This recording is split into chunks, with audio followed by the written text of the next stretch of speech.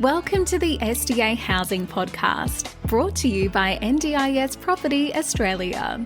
Before starting this episode, we need to provide a general disclaimer. Information contained in this podcast is general in nature only. It does not take into account the objectives, financial situation, or needs of any particular person. You need to consider your financial situation and needs before making any decisions based on the information in this podcast. And you should consider seeking independent and professional advice for your personal circumstances. All right, let's begin.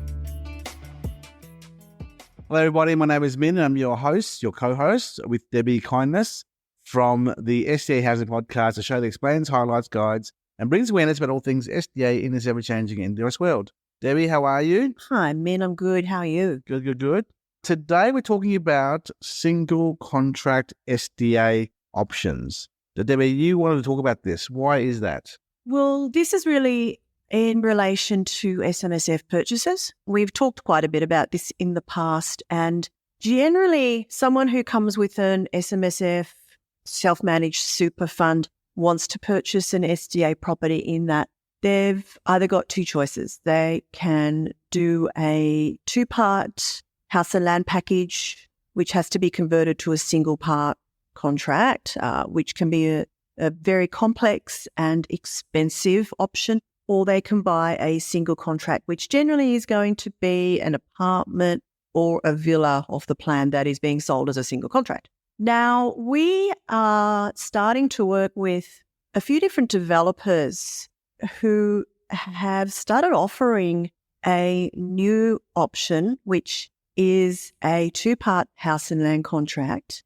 but either they themselves own the block of land or they work with builders who may be willing to purchase that block of land in order to sell it as a single contract. And this is a much lower priced option than using one of the third-party companies that will do that two-part to one-part conversion. Now, Debbie, this is a breath of fresh air, I guess, because there's not many people or groups providing such options. But normally, can you go back to the whole expensive, challenging process just to compare the apples with apples, I guess, yeah. Yeah. So a regular two-part house and land contract, to make that conversion into a single contract that can be purchased within your SMSF if you're taking out finance, it can add 25-30% to that sale price, which is significant. Why is it that much more expensive? You've got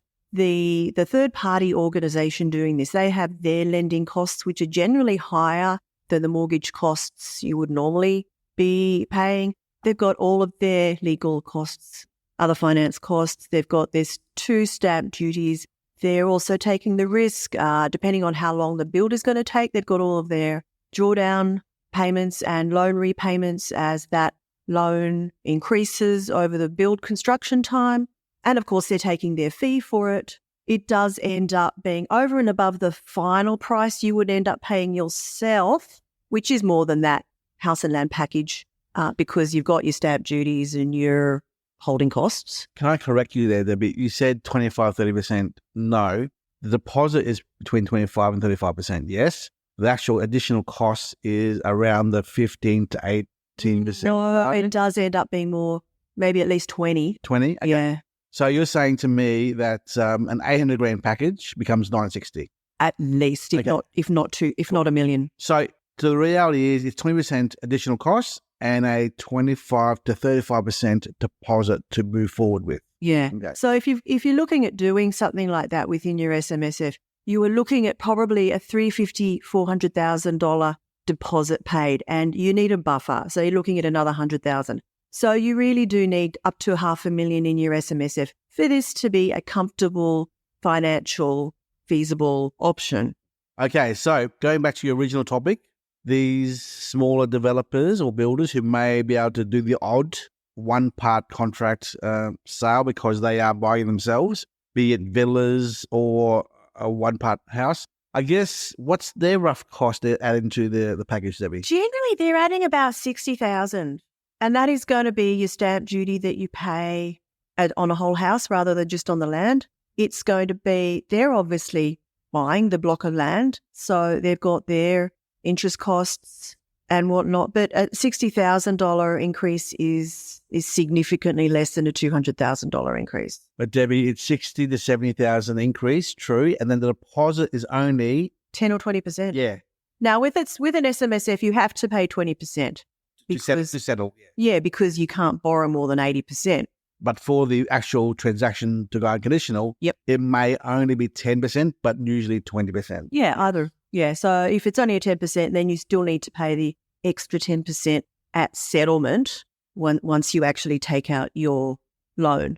But yeah, I mean, that makes it a much simpler option, really. We don't have a lot of packages that fall into this category, but we do get them through from time to time, which is really appealing for some people, obviously, because instead of paying a 1.2 million SMSF single part price on a contract that was converted from a 2-part house and land, they might be able to get it for around about the $1 million mark. Or in some cases, we have had packages that are coming in at even 750, 800,000, depending on the status, I guess, of the developer or the builder, whether they've held that block of land for a long time or what they're... Well, the size of the block being smaller, making it a cheaper block, that's all, yeah. So, yeah, I just wanted to bring this up because it's something I've started to speak to people more about in the recent few weeks who are looking at doing an investment in their SMSF. I would like to add a few more comments to this topic. As always, please seek independent financial advice.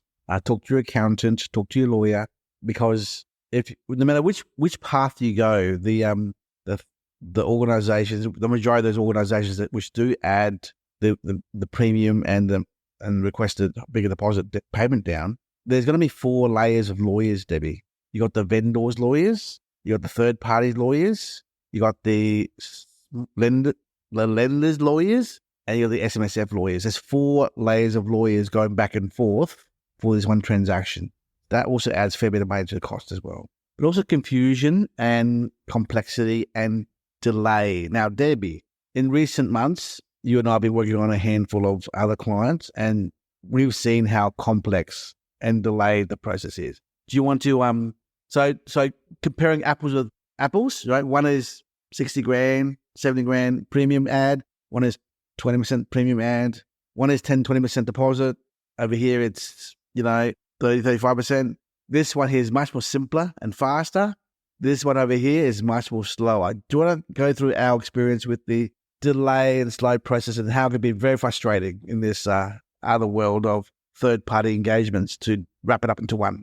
Oh, look, yeah. Well, we actually were working on a sale, I think dating back to November, that was a 2-part conversion. That was further complicated because it ended up the land purchase was a nomination which they would not accept. So we had to then find another block of land. This happened over Christmas period, so that complicated everything more.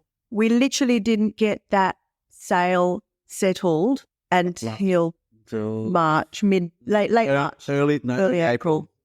4 months. 4 months, if not 5 months from the start of that process. And that was because of all the complexities that the third-party company required and their finance requirements put onto all the different parts of this sale. So it can be a really slow, messy, very frustrating for everybody process. So be prepared for such a messy process. We'll get there, but it's a slow process.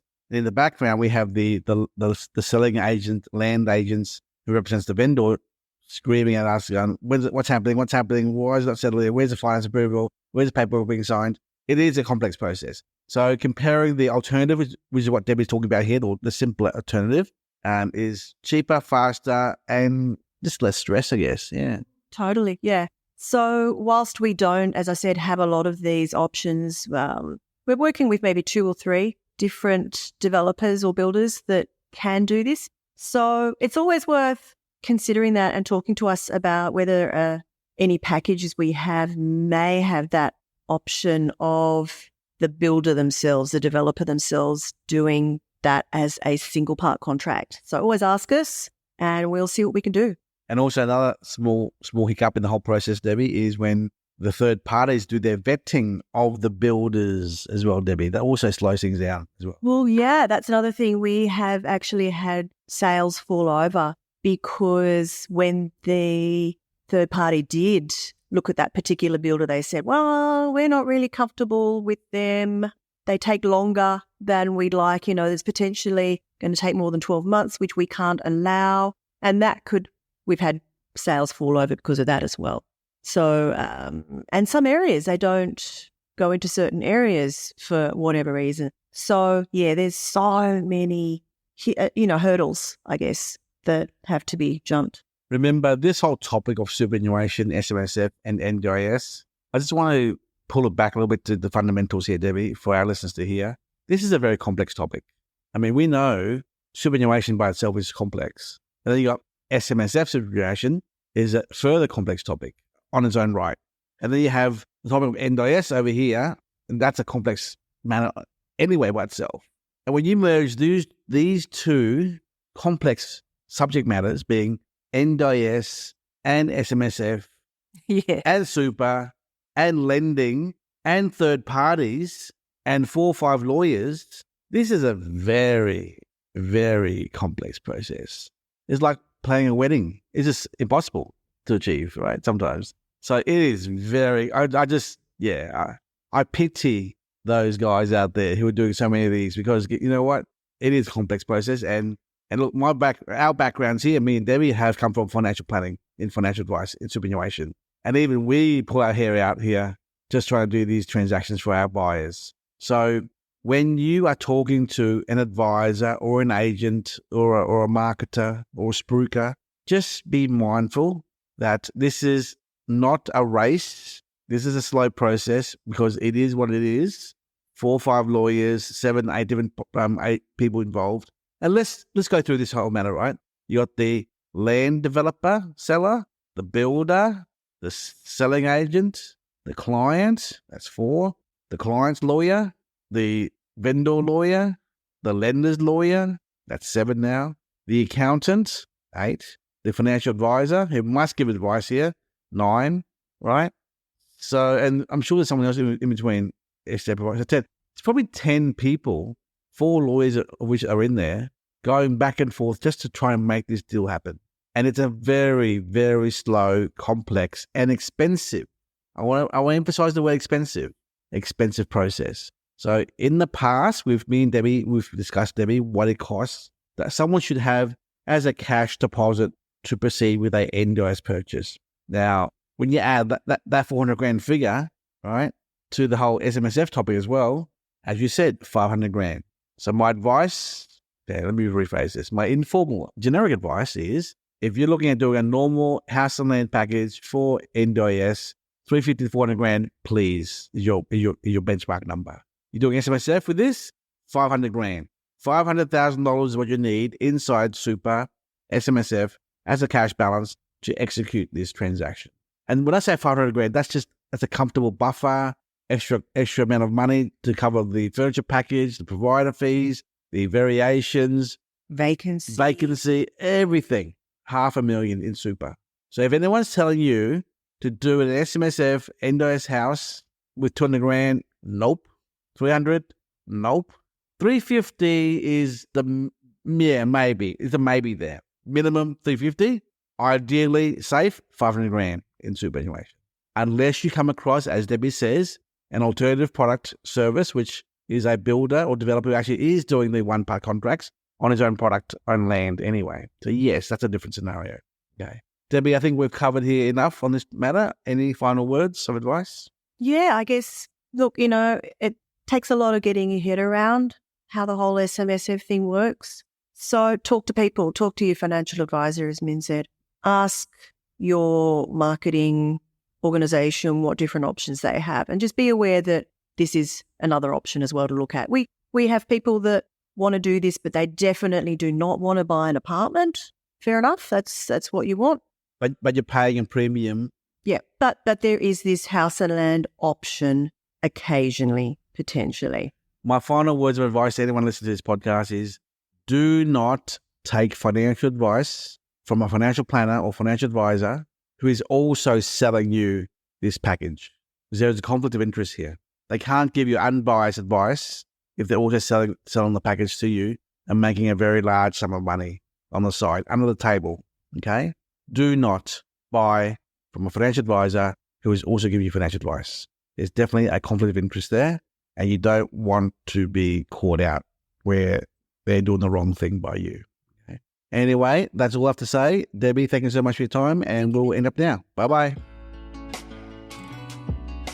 We hope you enjoyed this episode. Please make sure you are subscribed and following us so you can keep in the loop with all of our upcoming episodes. We would really appreciate it if you could leave us a 5-star rating, a written review, and to share this podcast with those that could benefit. Until next time, catch you on the next episode.